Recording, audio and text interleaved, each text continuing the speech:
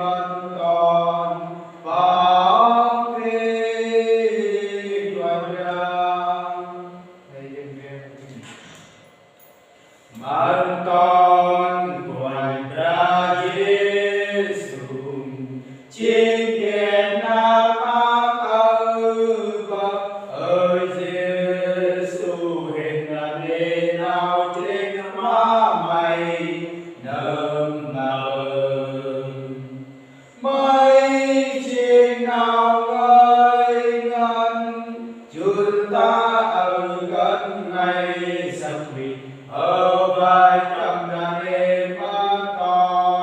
bằng ở vai trong đàn em con bằng ở vai trong đàn em con con đi và ra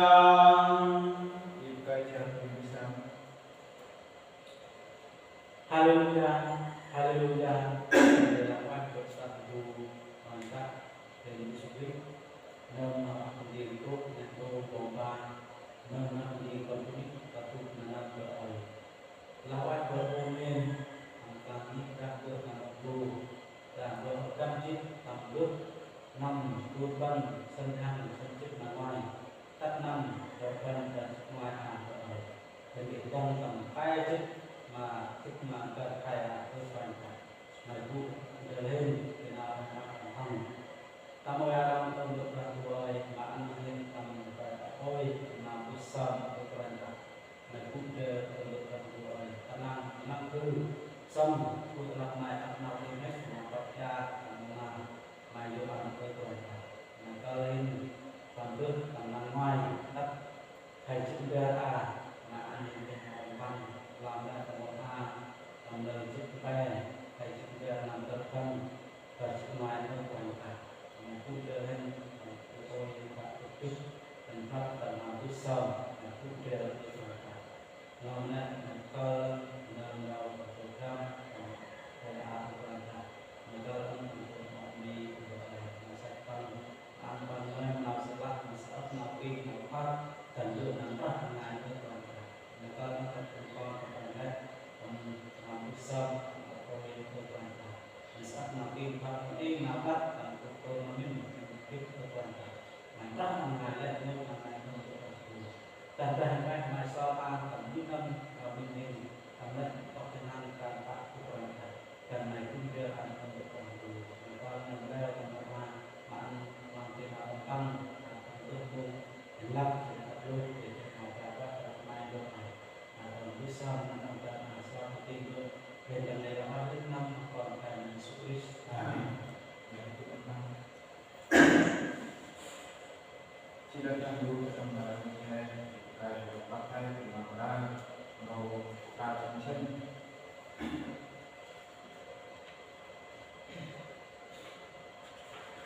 Giêsu đã cùng nhau đi sang cái chết các người sang thay nguyên am cái lạc bậc như thế đầu tiên là cái ý luôn thì còn là số năm biết tại năm và người sang cái căn đô là đặc biệt là đang đầu đang đeo cầm đầu cả chân Giêsu đã hết tu trong cơ sâm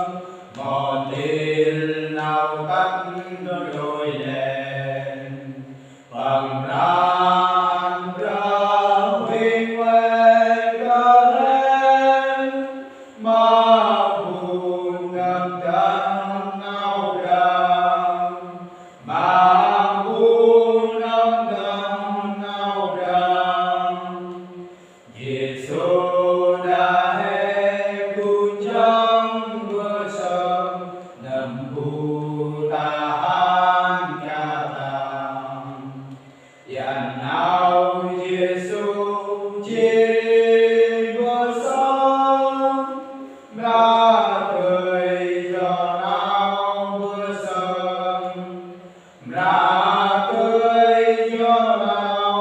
bờ sông Giêsu đã hết tu trong bờ sông giòn mông lệ đất tâm chìm lời nghe tu hăng lan tâm con quen lan tâm nhìn bữa hay vâng lan tâm nhìn bữa hay vâng Giêsu đã hết tu trong bữa sông tu cùng sang khe cụ rình cụ giang ba bờ trên bờ sông có người làm nghi bữa hè có tươi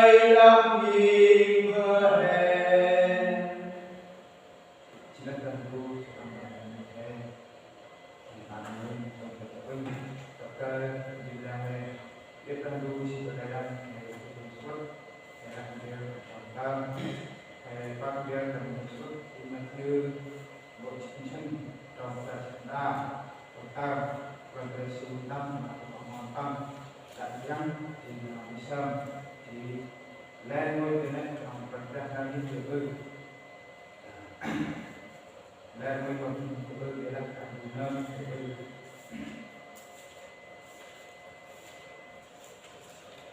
tôi cho số để tăng lên tam một chút nào đã bộ cho số Mathiơ bộ chính chân ra thì tôi đã họ lưu răng thì những cái viên muốn nào được là điều là phải bây thì là lại một chút năm cái bữa là về những cái viên nặng viên đưa nặng lên và làm ra nào càng em ấp lên non hay những việc chia lên mà thế còn phải treo lên bên này mà còn ra bằng tích tăng cái bự để cầnดูchỉ bằng kia cần rong vật ra kia cần phải tắt Ra Giêsu quanh tại thành tâm chỉ là nào đây đi một người được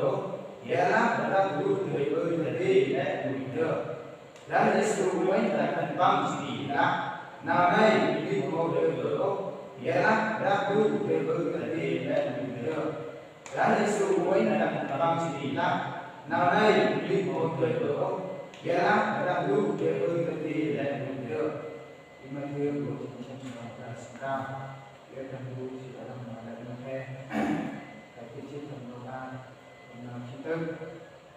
nào răng nào chụp chia cần tạm tóc và nào theo là nào chi một đôi biết một cái chi xong là ra đôi lúc thế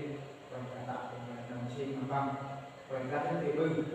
còn thêm một chi đôi lúc này để cần đủ chỉ là làm sao để cần cái sau đó cần quan ra đây để một kỹ hôm nào thay không biết là nào quan ra đây mà kích ra còn cần thực hiện một đoạn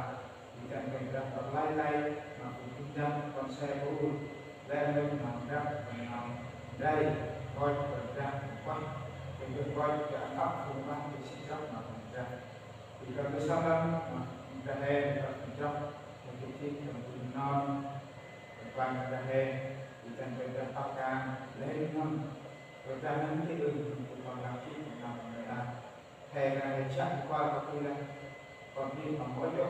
để còn cần tao ca cái năng lượng để cần được cái sau năm đi rồi đi sau năm còn toàn vinh cần làm hệ phân ngày chính tâm hoặc làm ra làm dần nói là chủ quá làm năm lên nào đấy cũng làm ăn cứ đi làm năm chỉ ba là chọn cho mình được tương đối và mình phải siêu mà giúp nào đó con nếu chỉ cần nào là hay để để cần đủ cho nó mà mình thêm thì cần sau năm hàng ngày số trong tuần nào thì sau mà ôi bằng cho nên ở trong ra chứ còn program đã linh chi tại những các bạn quý tập lúc nào càng các ôi việc cần đủ chỉ cần đặt like ăn bằng và những cái thì nó sẽ mất thì người ta nên được ra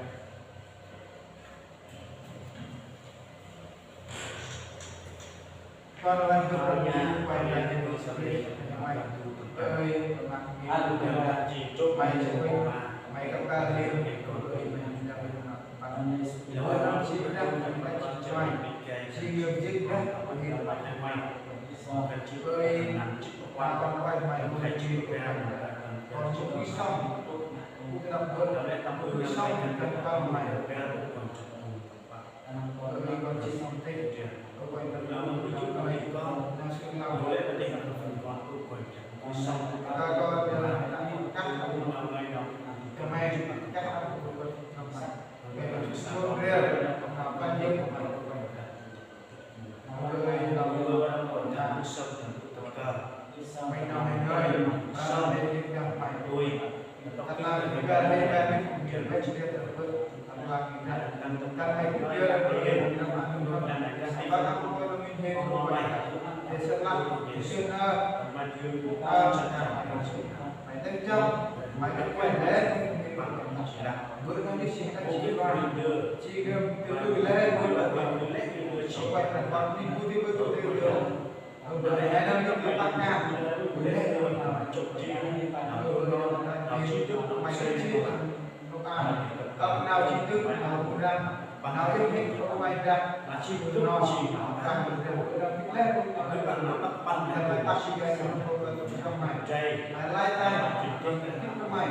rộng mày còn đấy được một việc tao sẽ chi mày như là được nào ăn kiêng được rồi nhà đấy tôi đã làm cho anh chúng ta lên cho nên chúng ta lần năm là một hóa lần năm thành chất là vợ của mình quay đây còn anh kiêng là nhá các bạn cha lần mà chưa có lễ tại sao không còn cho năng mình không biết nào về làm con em lo đi vì làm bác chân bác bọc tèn của bạn cô ở đây mà chúng ta còn chức quý nào thì bạn lại cũng còn trên một cái một chỗ cần nó bên bằng Việt Nam thì nó sống của bạn thì sản phẩm nó còn xin tuy nhiên luôn này các bạn bằng thế là ngoan thu phen từ là luôn còn còn nó lên đó nó sao mà bạn phải nắm đi chạy rồi sao mà sau đó các bạn bố quân bằng sắp nó ăn chân bằng rất sắp rất con bố quân có lẽ là nó được phục vụ cả hai những cái này trung tâm còn xe trung tâm cô giúp biết còn lại những người ta còn tâm hơn á đây leo lên nào chân bao nhiêu nào ăn nó cái rất nhà này cái trên mà thì cái đủ rồi là bạn nào còn sao mình lại cả bạn xoay làm rất bước chân đi ban ngoài tất cả những trường này cũng quan trọng sinh ra tầm năm ra này chơi là máy chung chôn thì cái sai những lòng đó luôn mày là xin công trình nó công trình ăn làm bằng này tụ ban thu là tụ xong để nó tăng chưa lên nó cũng quỳ đặt tăng lên vào căn ban rút xong tao cái thằng cũng chưa lên đặt tại trong mặt con anh chàng lọc lại như sau chữ luôn chờ đến nó thì cũng xin vào các bài nước Jesus Christ đây bằng cô cha anh cả những ra này cô là sắp nào tắt nào khác mà bằngแต่ไหนจะอันยิงยานอันต้องนำซ้อนไม่เป้าจังตั้งกับผู้ใหม่ในปัจจุบันนั้นคือเราเนี่ยจะทำเองmungkin dia di anak kamu terbaik benar anakง่ายในผู้เรียนมาทำdan tentang we mà các dia terbaikนั้นคือเราเนี่ยtentangเรานั้นง่ายcòn làm được trong này tentang nikah dan doa berdoa Nam jiwa mereka dan bisa dan akan ajar bikin di dalam pengenalan Allah pada Yesus Kristus. Amin. Beri kalau doa anak pun juga anak tidak kita anak pun cinta Tuhan dan Tuhan anak hidup bersama juga anak ini tempat hidup cinta Tuhan. Lalu yang tentang ya Allah yang dimana Malaysia di mana di mana amin haleluya Tuhan Yesus haleluya amin haleluya Tuhan Yesus hendrang mai hongan amin.